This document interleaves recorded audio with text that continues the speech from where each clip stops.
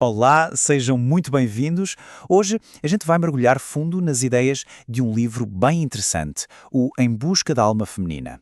Sabe, a obra toda gira em torno de uma pergunta bem profunda.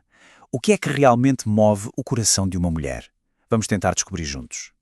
Olha só que forte essa frase, né? É daqui que os autores partem. A ideia deles é que no meio de tanto conselho, de tanta expectativa que é jogada em cima das mulheres, a gente acaba perdendo o essencial. A gente perde o coração delas. E é essa citação que dá o tom para tudo que a gente vai conversar aqui. Então, a grande pergunta é essa, né? O que, afinal, existe no coração de uma mulher? E o mais curioso é onde o livro nos manda procurar a resposta. Não é em manual de autoajuda, não. A sugestão é olhar para as histórias que nos arrebatam, sabe? Contos de fadas, filmes épicos como Titanic ou Coração Valente. A tese é que é nessas grandes narrativas que a gente encontra as pistas para os desejos mais profundos. Ok, então a gente entra nessa primeira parte, a pergunta em cada coração. E aqui a ideia é bem simples, mas poderosa. Entender o coração é a chave de tudo.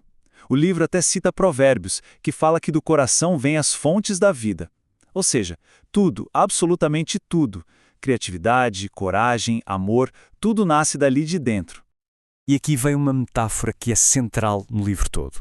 Pensa assim, aqueles sentimentos de insatisfação, de um certo vazio que muitas mulheres sentem. Segundo os autores, isso não é o sinal de que algo está errado com elas. Pelo contrário, são, e eu cito, as misérias de um monarca destronado.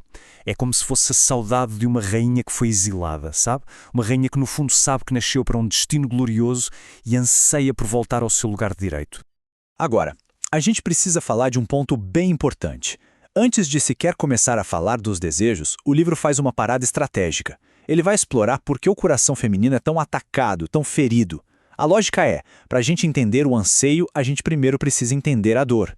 Faz todo sentido, né?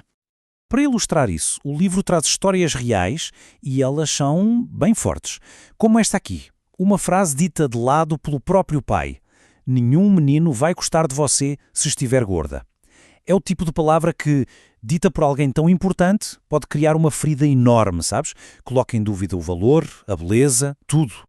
E essa história da Melissa, nossa, essa vai ainda mais fundo. A ferida de não ser desejada desde o primeiro momento. Imagina só, o próprio pai, decepcionado por ser uma menina, a ponto de nem sequer segurá-la.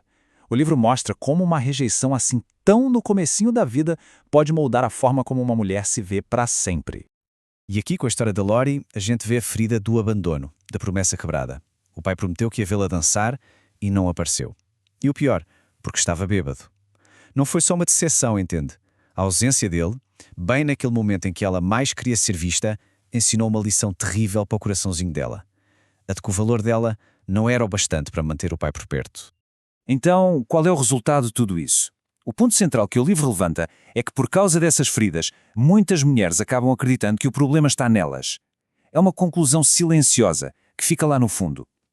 Se eu fosse diferente, se eu fosse mais bonita, mais interessante, aí sim eu teria sido amada de verdade. E para lidar com essa dor, o livro aponta para dois caminhos, duas estratégias de sobrevivência bem comuns.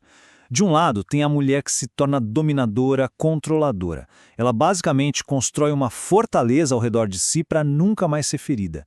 É a imagem da rainha má dos contos de fadas, sabe? E do outro lado, tem a mulher que fica desolada, necessitada. Ela se encolhe, esconde o coração, esconde os desejos para não sentir mais dor. Mas, e aqui a gente chega no coração do livro, a ideia é que por baixo de todas essas feridas, de todas essas defesas, existem três desejos. Três desejos essenciais, poderosos, que já nascem com a mulher. E são esses desejos que, no fundo, definem a alma feminina. Vamos ver que desejos são esses. O primeiro de todos é ser cortejada em um romance. E calma, não é só sobre romance no sentido de namoro, tá? É algo bem mais profundo. É o desejo de ser querida, de ser buscada, de ser a protagonista de uma grande história de amor, de ser vista e, acima de tudo, escolhida. A própria autora, a Stasi, conta a história dela para ilustrar isso. O marido dela, o John, escrevia poemas, esculpiu um coração de madeira para ela, enfim, ele a cortejava de verdade. Ela era o centro da aventura romântica dele. E ela diz com todas as letras: eu adorava ser cortejada. Acho que não tem exemplo melhor desse desejo de ser amada de uma forma única, não é? Ok, vamos para o segundo desejo. E ele é desempenhar um papel insubstituível. Isso é sobre ter um lugar fundamental numa grande aventura. Sabe? Aquele sentimento de ser necessária, de que a sua parte na história é única e ninguém mais pode fazer. É querer fazer parte de algo bem maior que o dia a dia. E o exemplo que ela dá é ótimo. Ela conta que, quando era criança, sonhava em se vestir de menino para poder entrar no exército. E o ponto aqui não é que ela queria ser um homem, de jeito nenhum. O que ela queria era fazer parte de algo heróico, valente e digno. É esse desejo profundo por ter um propósito, por ter importância no mundo. E chegamos ao terceiro e último desejo, revelar uma beleza única. E olha, isso vai muito além da aparência física, viu? É sobre ter uma beleza que é só sua, que vem de dentro e que tem o poder de cativar, de encantar. Uma beleza que mostra quem a pessoa realmente é na sua essência. Pensa na infância. O livro nos lembra daquelas cenas clássicas. As meninas rodopiando, com saias, provando as joias da mãe e fazendo aquela pergunta: Mãe, sou linda? O que está por trás disso? Segundo os autores, é uma pergunta que ecoa a vida toda no coração feminino. Será que a minha beleza tem o poder de cativar alguém? Ok, então já vimos as feridas e os desejos. E agora? Bom, agora a análise entra na parte da solução que o livro propõe. E é uma jornada de cura, uma jornada espiritual que tem um objetivo bem claro: restaurar o coração, para que esses três desejos possam finalmente ser vividos de um jeito verdadeiro. E qual é o primeiríssimo passo? É um convite. O livro usa essa passagem de Apocalipse: Eis que estou à porta e bato. A ideia é que a cura não acontece à força. Ela começa quando a gente decide abrir a porta daqueles lugares mais machucados do coração, sabe? Em vez de deixar tudo trancado a sete chaves, a gente convida Deus para entrar. E esse processo de cura tem passos bem práticos.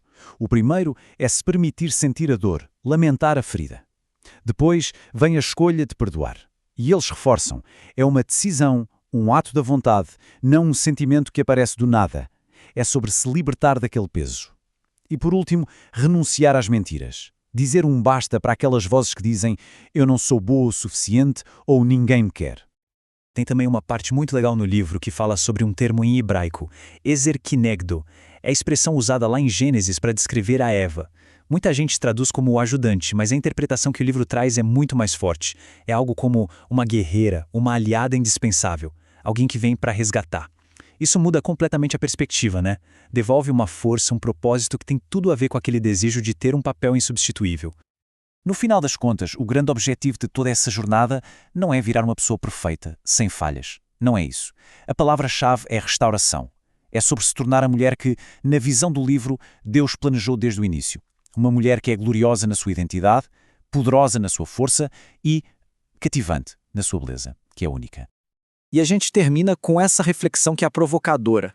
O livro todo sugere que a nossa verdadeira identidade não foi feita para ficar escondida, mas para ser revelada. Então fica a pergunta: que história o coração de cada um anseia por contar? É uma pergunta que, com certeza, vai muito além das páginas do livro. Muito obrigado pela companhia